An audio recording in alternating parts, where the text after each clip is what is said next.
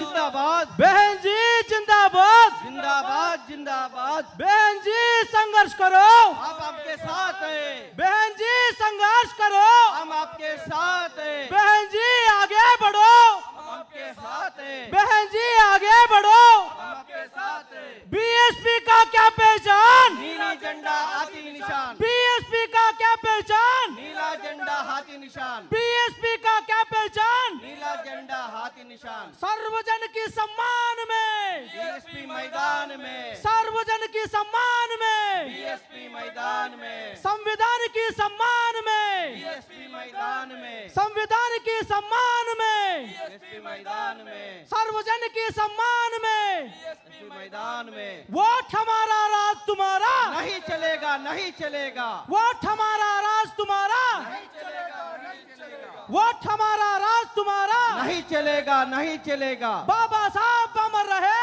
अमर रहे, अमर रहे, बाबा साहब अमर रहे, अमर रहे, अमर रहे, मान्यवर कांशीराम जी अमर रहे, अमर रहे, अमर रहे, मान्यवर कांशीराम जी अमर रहे, अमर रहे, अमर रहे, महात्मा फुले अमर रहे, अमर रहे, अमर रहे, महात्मा फुले अमर रहे, अमर रहे, अमर रहे, छत्रपति साहू जी महाराज अमर रहे, अमर रहे, अमर रहे, छत्रपति साहू महाराज जी अमर रहे, अमर रहे, अमर रहे। बहन जी जिंदाबाद।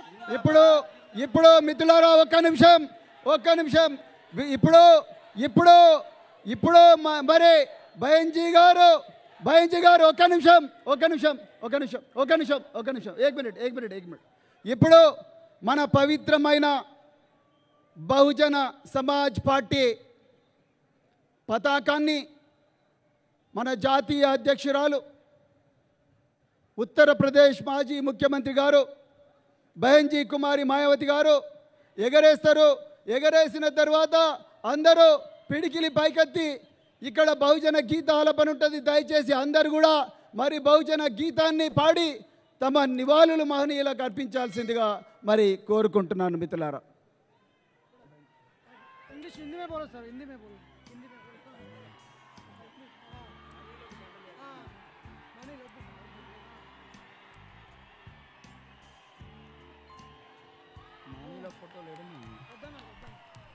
बहुजन राज्यं साधिस्तं साधिस्तं మేం సాధిస్తం బానిస బతుకులు మార్చేస్తం మార్చేస్తం మేం మార్చేస్తం మహాత్మా పూలే బాబాసాహెబ్ కాంశీరామ్ ధర్మం పాటిస్తాం గుండెల నిండుగా ఏనుగే ఉండగా విజయం సాధిస్తాం వెనుతిరగని ధీరులమై కొత్త చరితను నిర్మిస్తాం నీలి జెండను చేపట్టి ఈ దేశాన్ని లేస్తాం జయ హో జయ హో బహుజన్ సమాజ్ పార్టీ జయ హో జై భీమ్ జై భీమ్ జై భీమ్ వర్ధిల్లాలి బహన్ కుమారి మాయావతి గారి నాయకత్వం, వర్ధిల్లాలి బహన్ కుమారి మాయావతి గారి నాయకత్వం, వర్ధిల్లాలి జిందాబాద్ జిందాబాద్ బీఎస్పీ జిందాబాద్. ఇప్పుడు 7 రాష్ట్రాల కోఆర్డినేటర్, తెలంగాణ రాష్ట్ర కోఆర్డినేటర్, సెంట్రల్ కోఆర్డినేటర్ అయినటువంటి ఎంపీ రాజ్యసభ అయినటువంటి రామ్జీ గౌతమ్ గారు ఈ సభను ముందుకు నడిపిస్తారు. కాబట్టి అందరం కూడా మీ స్థానాలలో కూర్చోవలసిందిగా కోరుతా ఉన్నాను.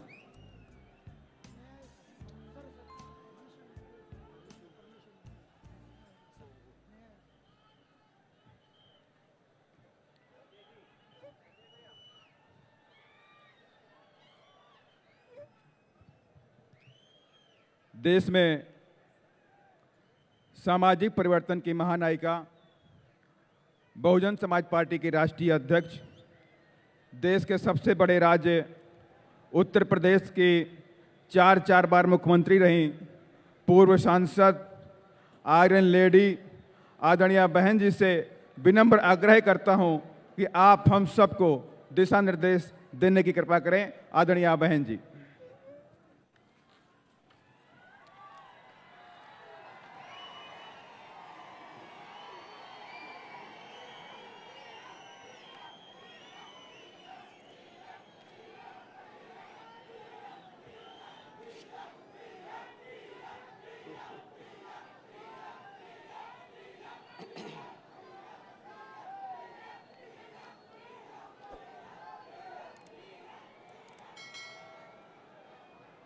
तेलंगाना स्टेट के कोने कोने से आए हुए बीएसपी के सभी छोटे बड़े पदाधिकारी, कार्यकर्ता, केंद्रीय व स्टेट कोऑर्डिनेटर, स्टेट अध्यक्ष एवं जनप्रतिनिधिगण, आप लोग अपने छोटे मोटे साधनों से चलकर मुझे सुनने के लिए यहाँ भारी संख्या में पहुँचे हैं, तो उसके लिए मैं आप सभी लोगों का हार्दिक दिल से आभार प्रकट करती हूँ। और अब मैं आपके तेलंगाना स्टेट एवं यहाँ की आम जनता तथा विशेषकर SC, ST, OBC, मुस्लिम, ईसाई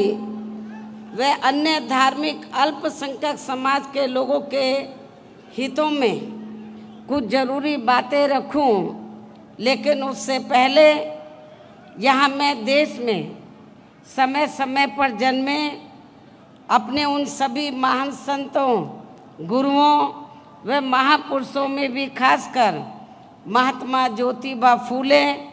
छत्रपति शाहू जी महाराज, नारायणा गुरु, पेरियार जी, बाबा साहब डॉक्टर भीमराव अंबेडकर एवं मान्यवर श्री कांशीराम जी आदि को भी पूरे तहे दिल से नमन करती हूँ, नतमस्तक करती हूँ, जिन्होंने अनेकों कष्ट झेलकर यहाँ खासकर SC, ST व अन्य उपेक्षित वर्गों के लोगों को अपने पैरों पर खड़ा करने के लिए हर संभव पूरा प्रयास किया है, और जिनसे प्रेरित होकर व जिनके बताए हुए रास्तों पर चलकर ही मैंने खुद भी अपनी पूरी जिंदगी समर्पित की है। और अब मैं खासकर SC, ST व OBC वर्गों के लोगों को ये कहना चाहूँगी कि बाबा साहब डॉक्टर भीमराव अंबेडकर ने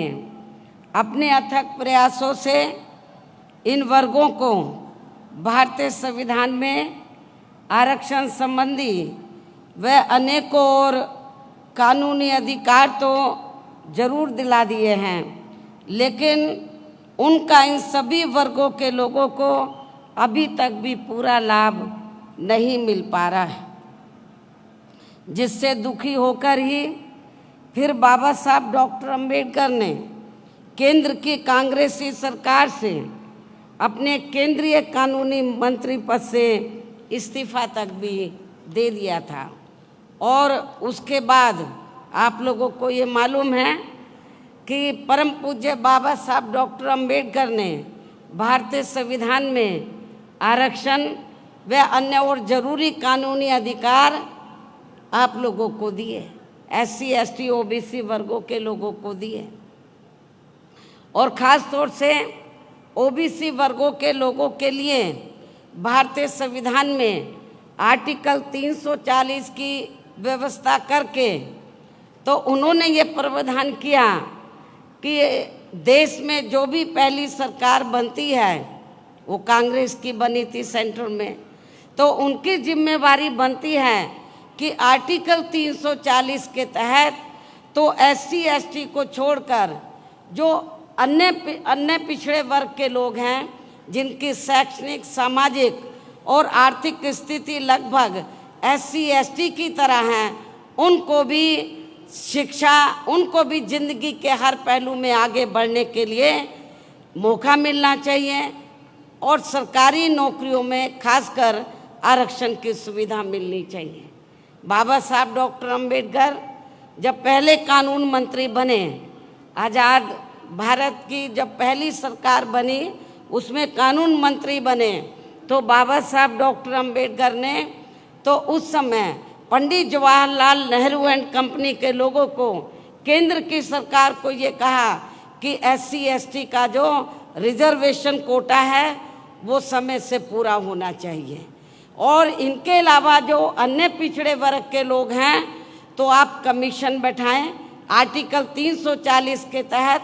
कमीशन बैठाकर जो जातियां छूट गई हैं उनको भी आरक्षण की सुविधा दें, उनको भी कानूनी अधिकार दें जिंदगी के हर पहलू में आगे बढ़ने के लिए। लेकिन कांग्रेस ने उस समय, केंद्र की सरकार ने, पंडित जवाहरलाल नेहरू ने बाबा साहब की बात नहीं मानी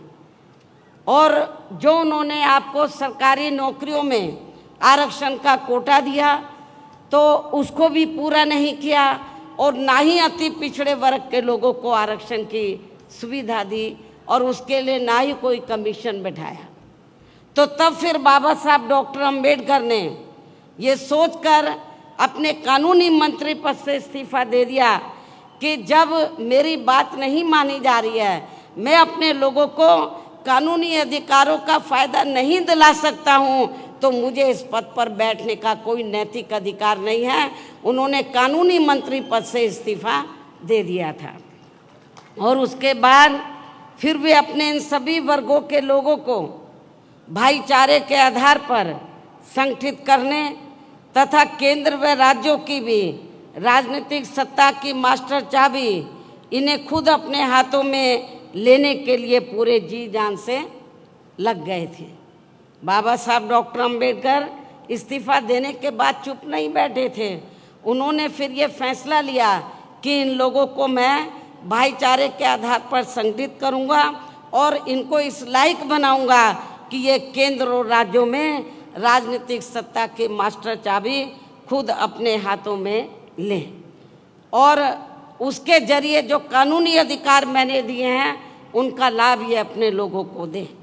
लेकिन दुख की बात यह है, उनके ज़्यादा दिन, परम पूज्य बाबा साहब डॉक्टर भीमराव अंबेडकर के ज़्यादा दिन जीवित ना रहने की वजह से वे अपने इस मकसद में अपने जीते जी कामयाब नहीं हो सके। इतना ही नहीं बल्कि इनकी देहांत के बाद इन वर्गों में से स्वार्थी किस्म के लोगों की वजह से काफ़ी समय तक इनकी ये मूवमेंट आगे नहीं बढ़ सकी। किंतु इन वर्गों के लोगों को मान्यवर श्री कांशी राम जी का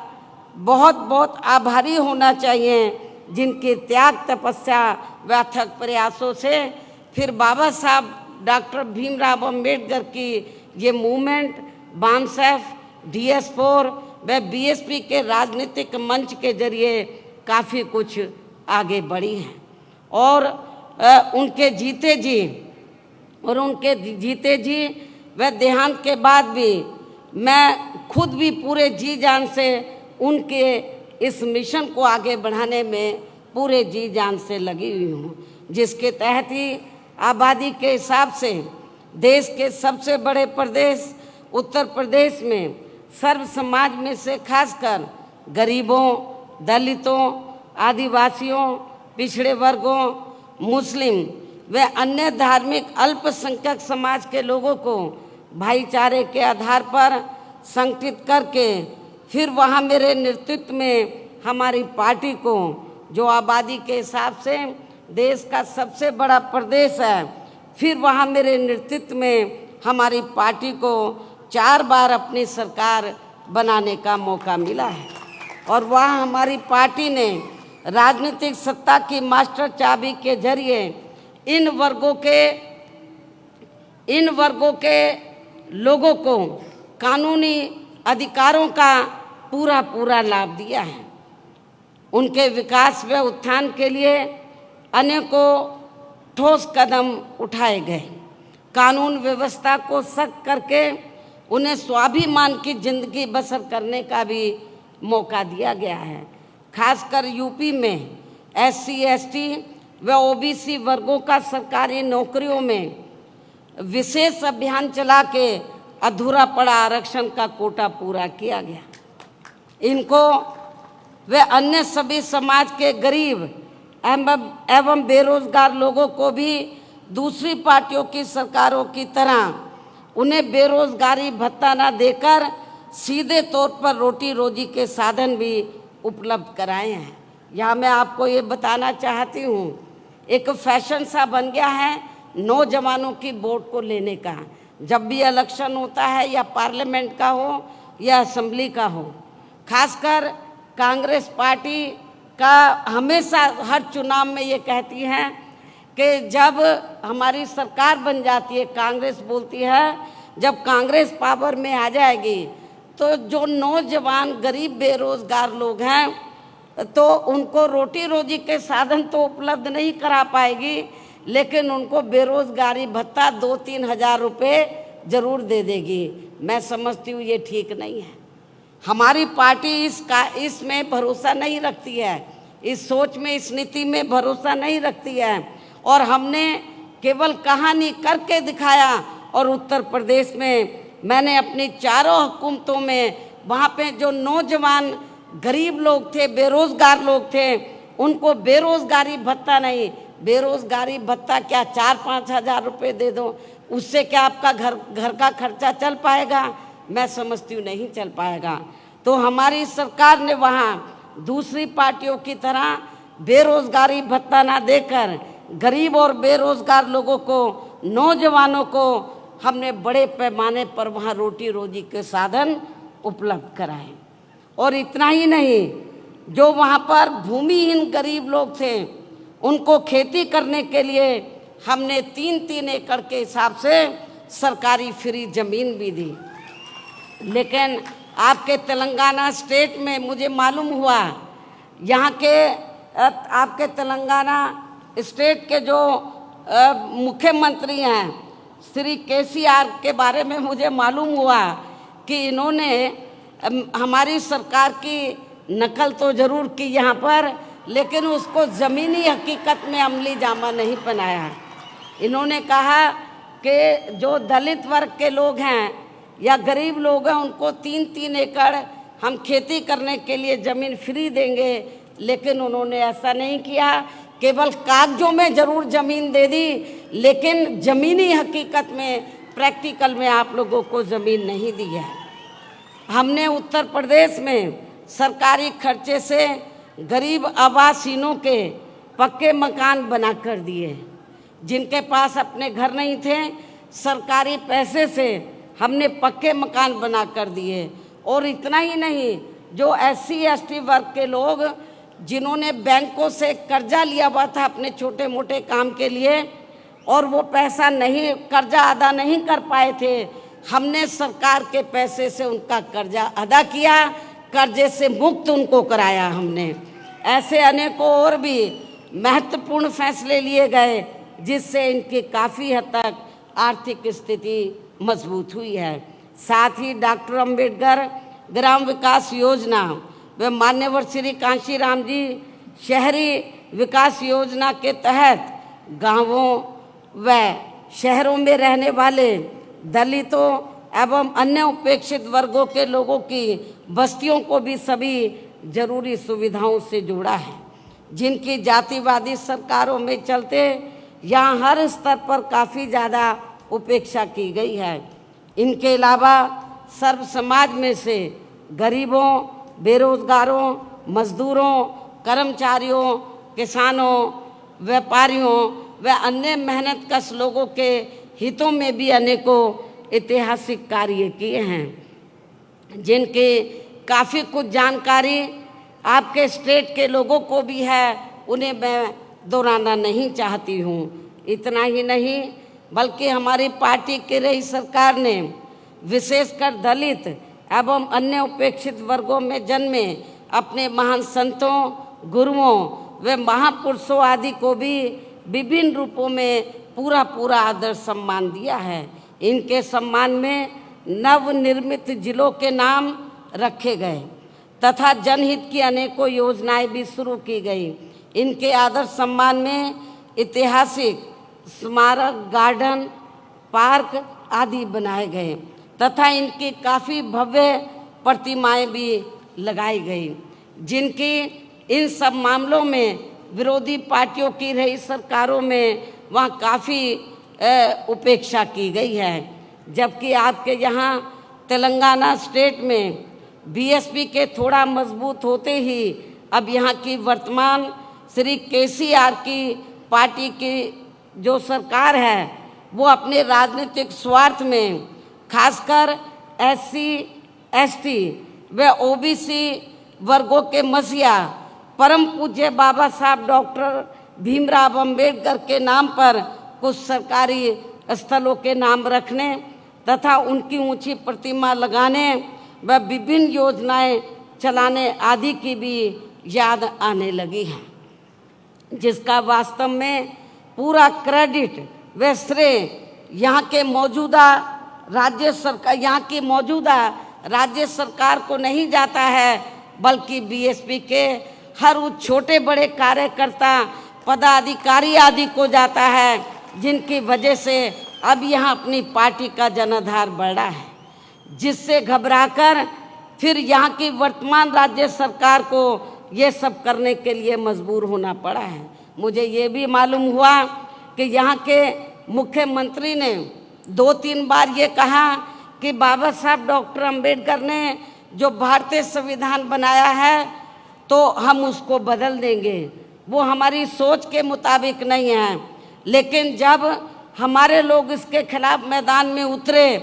तो अपनी इस कमी पर पर्दा डालने के लिए, आपको खुश करने के लिए ये सब नाटकबाजी इनको करनी पड़ी है। जबकि इस मामले में सच्चाई तो ये है कि आपके राज्य सहित पूरे देश में कांग्रेस, BJP व अन्य कोई भी जातिवादी पार्टी दिल से ये कतई भी नहीं चाहती है कि यहाँ SC ST OBC मुस्लिम व अन्य धार्मिक अल्पसंख्यक समाज के लोगों का भी सही से विकास व उत्थान आदि हो सके तथा इनके संतों, गुरुओं व महापुरुषों आदि को भी पूरा आदर सम्मान मिल सके। इसलिए इनके ऐसे दिखावटी कृत्यों से, कार्यशैली से यहाँ SC ST OBC मुस्लिम व अन्य अक़लियत समाज के लोगों का भला होने वाला नहीं है, बल्कि इन वर्गों के महान संतों, गुरुओं व महापुरुषों आदि को विभिन्न रूपों में आदर सम्मान देने के साथ साथ इन लोगों की गरीबी एवं बेरोजगारी आदि को दूर करके इन्हें खुद के अपने पैरों पर खड़ा करने के लिए यहाँ अपनी पार्टी के लोगों को अपने स्टेट में भी, यानी कि अपने तेलंगाना स्टेट में भी यूपी की तरह ही विशेषकर SC ST OBC मुस्लिम व अन्य धार्मिक अल्पसंख्यक समाज के लोगों को भाईचारे के आधार पर जोड़ना है तथा यहाँ अपनी पार्टी के जनाधार को कैडर के आधार पर बढ़ाना है। इसके साथ साथ अपनी पार्टी को BSP सदस्यता के जरिए आर्थिक तौर पर मजबूत भी बनाना बहुत ज़रूरी है। और इस मामले में वैसे आप लोगों को ये मालूम है कि हमारी पार्टी अपने संगठन को चलाने व चुनाव आदि लड़ाने के लिए भी कांग्रेस, BJP व अन्य विरोधी पार्टियों की तरह बड़े बड़े पूंजीपतियों व धन्ना सेठों आदि से आर्थिक मदद नहीं लेती है, बल्कि अपनी पार्टी के ही आम कार्यकर्ताओं की आर्थिक मदद से व उनके सामर्थ्य के हिसाब से थोड़ी थोड़ी आर्थिक मदद लेकर तब अपनी पार्टी के संगठन को चलाती है तथा चुनाव आदि भी लड़ाती है, जो विरोधी पार्टियों को अच्छा नहीं लगता है। साथ ही BSP को कमज़ोर करने के लिए खासकर कांग्रेस, BJP व अन्य पार्टियों द्वारा आए दिन जो किस्म किस्म के हथकंडे अपनाए जा रहे हैं, तो उनसे भी अपनी पार्टी के लोगों को ज़रूर सावधान रहना है। और ख़ासकर यहाँ की जो वर्तमान सरकार है उसके जो उससे भी ज़रूर आपको सावधान रहना है। और इस संबंध में सावधानी के तौर पर यहाँ मैं ये भी कहना चाहूँगी, देश के जिन जिन राज्यों में हमारी पार्टी मजबूत हो रही है, देश के जिन जिन राज्यों में हमारी पार्टी मजबूत हो रही है, तो वहाँ विरोधी पार्टियों ने पर्दे के पीछे से विशेषकर दलित व अन्य कमज़ोर वर्गों में से स्वार्थी किस्म के लोगों को इस्तेमाल करके तथा उनके जरिए अनेकों दलित एवं पिछड़े वर्ग के संगठन व छोटी छोटी पार्टियां भी काफ़ी बनवा दी गई हैं, ताकि चुनाव के दौरान वे अपने हिसाब से, यानी कि विरोधी पार्टियां अपने हिसाब से बीएसपी की मजबूत सीटों पर खासकर दलित, आदिवासी व अन्य पिछड़े वर्ग के उम्मीदवार उतारकर उनका वोट बांट सके, जिससे फिर हमारी पार्टी चुनाव में अपना उम्मीदवार ना जिता सके तथा फिर ये पार्टी यानी कि हमारी पार्टी सत्ता से दूर बनी रहे। एक ये भी षड्यंत्र विरोधी पार्टियों का चल रहा है और ये सब हमें आपके स्टेट में भी काफ़ी कुछ देखने के लिए मिल रहा है, जिससे आप लोगों को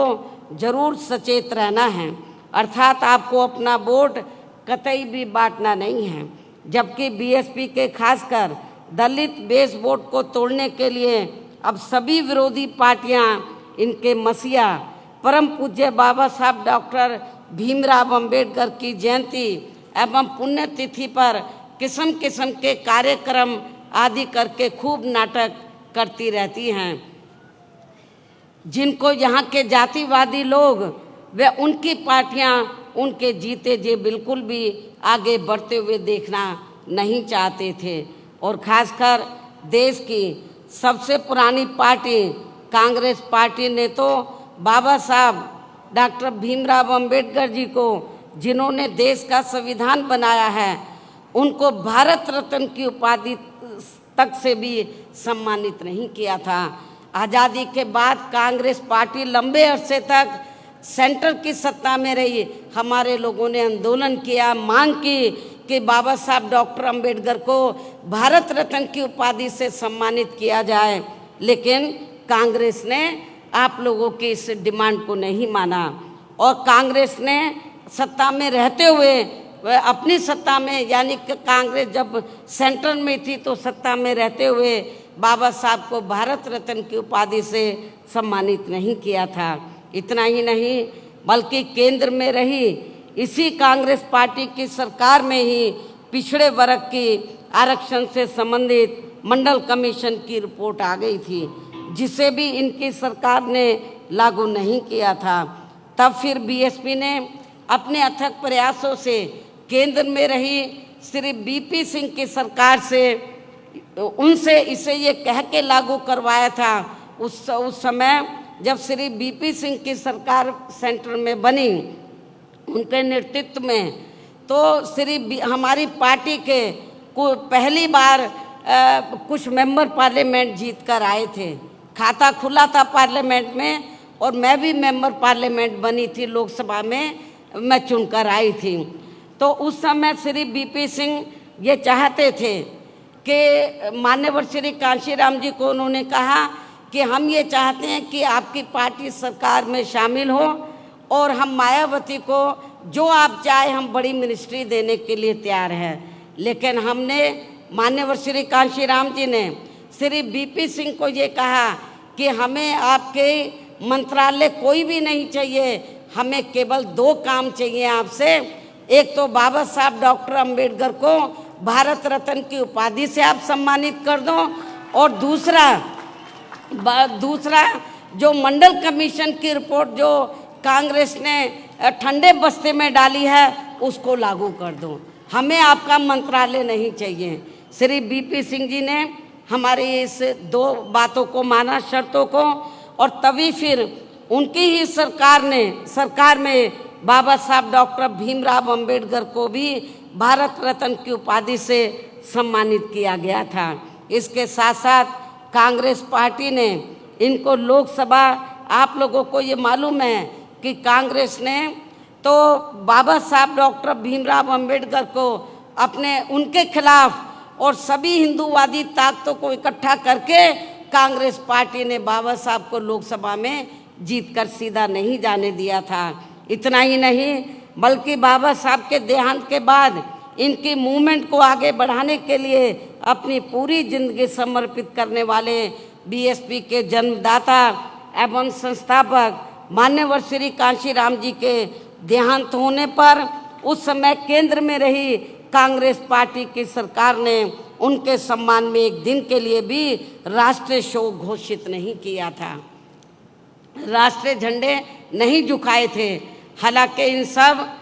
मामलों में बीजेपी व अन्य विरोधी पार्टियां भी कोई कम नहीं रही हैं, जो अब सरकारी कार्यों को भी अधिकांश प्राइवेट सेक्टर को ही देकर इनके आरक्षण को ही धीरे धीरे खत्म करने में लगी हैं, क्योंकि प्राइवेट सेक्टर में अभी तक भी इनके लिए अलग से कोई आरक्षण की व्यवस्था नहीं की गई है। खासकर SC व ST के कर्मचारियों को अब पदोन्नति में आरक्षण का भी पूरा लाभ नहीं मिल पा रहा है। इसके साथ ही अपने अपने राजनीतिक स्वार्थ में इन वर्गों के लिए केंद्रीय व राज्य स्तर पर घोषणाएं तो खूब की जा रही हैं, लेकिन ज़मीनी हकीकत में उनका बहुत कम लाभ ही इन्हें मिल पा रहा है। कहने का तात्पर्य ये है कि पूरे देश में अब इन वर्गों के लोगों को ऐसी सभी विरोधी पार्टियों के कतई भी बहकावे में नहीं आना है। और आप लोगों को यहाँ की जो वर्तमान राज्य सरकार है तो वो तो आप लोगों को गुमराह करने के लिए तो नंबर 1 पर है, किस्म किस्म के नाटक करने में माहिर है, लेकिन आप लोगों को इनके बहकावे में बिल्कुल भी नहीं आना है। और इन्हें आप लोगों को केवल अपनी एकमात्र हितैषी पार्टी BSP को ही मजबूत बनाकर उसे कामयाब बनाना है, जो कहने में बहुत कम व कार्य करके दिखाने में ही ज़्यादा विश्वास रखती है। अर्थात BSP की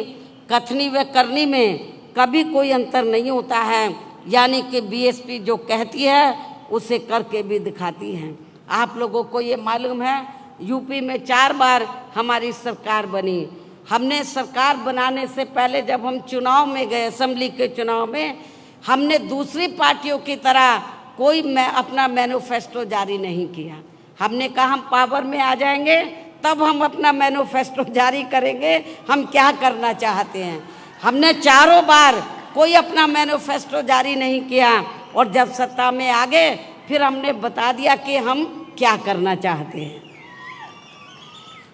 इन्हीं जरूरी बातों के साथ ही अब मैं आप लोगों से यही कहना चाहती हूँ कि यहाँ आपके तेलंगाना स्टेट में जब भी विधानसभा के आम चुनाव होते हैं, आप लोगों को मालूम है कुछ महीने का बाकी बचे हैं, तो तब फिर यहाँ आपको अपने स्टेट में भी अपनी पार्टी को सत्ता में लाने का हर संभव पूरा प्रयास करना है। उसके बाद लोकसभा के आम चुनाव होंगे। लोकसभा आम चुनाव में भी आपको अपने प्रदेश से पार्टी के ज़्यादा से ज़्यादा सांसद जिता कर लाने हैं, मेंबर पार्लियामेंट जिता कर लाने हैं। वैसे आज आपकी ये जो भीड़ है और भीड़ के जोश को भी देखकर मुझे ऐसा ज़रूर लग रहा है कि इस बार आप लोग अपने प्रदेश से लोकसभा का आम चुनाव बाद में होगा, लेकिन लोकसभा आम चुनाव के साथ साथ विधानसभा जो पहले विधानसभा का आम चुनाव होगा तो विधानसभा आम चुनाव में भी अपनी पार्टी का यहाँ बेहतर रिजल्ट जरूर लाएंगे तथा अपनी पार्टी की यहाँ हर हालत में ज़रूर सरकार बनाएंगे। यहाँ अपनी पार्टी की हर हालत में यह ज़रूर सरकार बनाएंगे और सरकार बनने पर फिर यहाँ आपको पार्टी की ओर से मुख्यमंत्री हर मामले में काबिल व मिशनरी कार्यकर्ता को ही बनाया जाएगा। ये भी मैं आपको बताना चाहती हूँ। अर्थात फिर आपके स्टेट का आज मैं एडवांस में डिक्लेयर भी कर रही हूँ, आपको बता भी रही हूँ, घोषित भी कर रही हूँ। अर्थात जब हमें यह सरकार बनाने का मौका मिलता है तो फिर आपके स्टेट का मुख्यमंत्री यहाँ BSP के स्टेट अध्यक्ष श्री RS प्रवीण कुमार को ही बनाया जाएगा, जो अपनी IPS की बड़ी सरकारी नौकरी से इस्तीफा देकर वह VRS लेकर अब पूरी मिशनरी भावना से यह अपनी पार्टी को मजबूत बनाने में लगे हैं। मुझे पूरा भरोसा है कि ये इस पद पर आसीन होकर फिर यूपी की तरह ही यहाँ अपने लोगों का हर स्तर पर प्राथमिकता के आधार पर पूरा ध्यान रखेंगे। इसके साथ ही ये यूपी की तरह ही यहाँ अपने संतों, गुरुओं व महापुरुषों आदि को भी पूरे दिल से आदर सम्मान देंगे और इसके लिए आपके केंद्रीय स्टेट कोऑर्डिनेटर श्री रामजी गौतम भी मेरे दिशा निर्देशन में यहाँ के स्थानीय लोगों के साथ मिलकर अपनी पार्टी के जनाधार को बढ़ाने में व आर्थिक तौर पर मजबूती देने में भी पूरे जी जान से लगे हैं। मुझे ये मालूम है कि हमारे स्टेट के प्रेसिडेंट के साथ साथ यहाँ पर लोकल जो स्टेट कोऑर्डिनेटर हैं वो भी यहाँ पार्टी को मजबूत बनाने में पूरे जी जान से लगे हैं। उनसे भी मैं यहाँ कहना चाहूँगी कि वे यहाँ के स्टेट में होने वाले विधानसभा आम चुनाव, पहले विधानसभा का आम चुनाव होगा कुछ ही महीने में, यहाँ आपके स्टेट में होने वाले विधानसभा आम चुनाव व इसके बाद लोकसभा आम चुनाव में भी अपनी पार्टी का बेहतर रिजल्ट लाने में अपना पूरा योगदान देंगे। तन मन धन से पार्टी को मजबूत बनाएंगे। ये मेरी यहाँ के जो पार्टी के जो वरिष्ठ लोग हैं और हमारे केंद्रीय स्टेट कोऑर्डिनेटर हैं उनसे मेरी पुरजोर अपील है। आप सभी लोगों से, कार्यकर्ताओं से भी, सभी छोटे बड़े पदाधिकारियों से भी अपील है कि कोई भी काम कठिन नहीं होता है, लेकिन आपकी इच्छा शक्ति होनी चाहिए। आप ये तहिया कर लें कि हमें यहाँ की वर्तमान स्टेट गवर्नमेंट को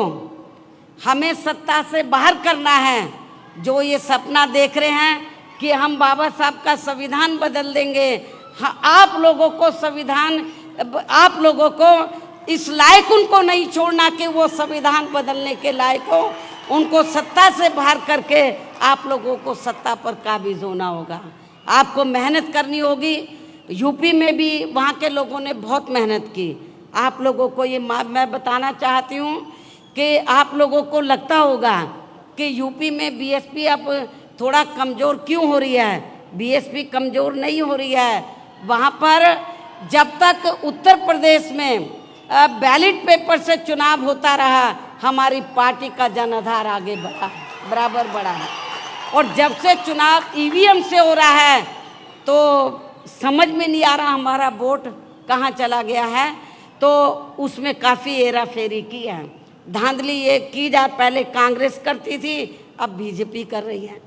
स्थानीय पार्टी भी कर रही हैं। लेकिन जब ये लोग ईवीएम में धांधली करते हैं, कभी कभी धांधली करने वाले लोग जिनको ये इस्तेमाल करते हैं, कभी कभी उनका सिस्टम फेल भी हो सकता है। इसलिए आप लोगों को ठंडे होकर नहीं बैठना है। तो चाहिए ईवीएम से कराएं, कुछ भी करें, आप लोगों को हर प्रकार की तैयारी करके तो यहाँ पर अपनी सरकार बनाना बहुत ज़रूरी है।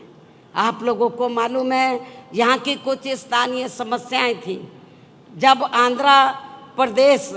आपसे, आपका पड़ोसी स्टेट है,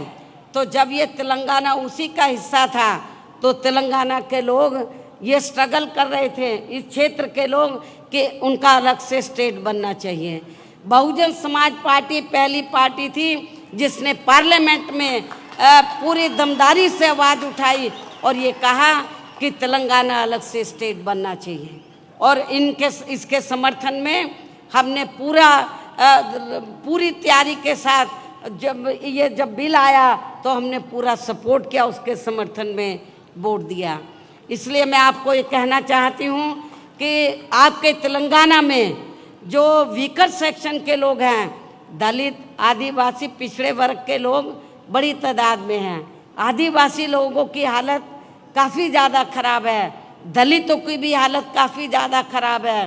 पिछड़ों की भी। नौजवान लोग इधर बेरोज़गार हैं, जहाँ पर भर्ती होती है धांधली होती है, भर्ती में घपला होता है। और जब लोग आवाज़ उठाते हैं तो उनकी आवाज़ को दबाने का पूरा प्रयास किया जाता है। हमारे लोग जब मैदान में आते, स्ट्रगल करते हैं, तब ये जांच बिठाते हैं। ये लोग नहीं चाहते कि आप लोगों को रोटी रोजी के साधन मिले।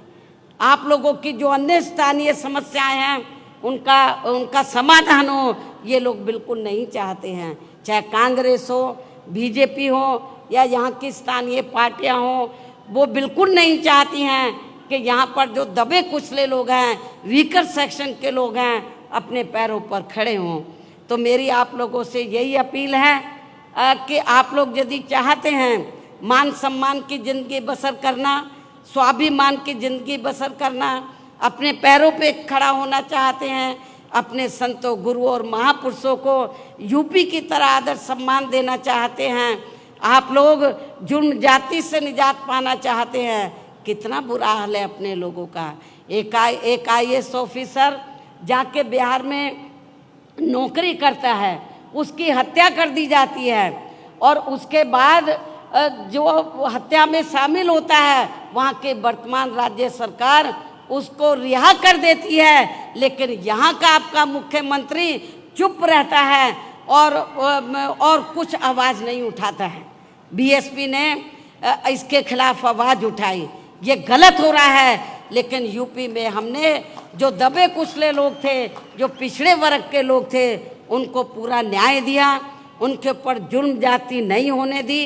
हालांकि हमने जो फैसले लिए,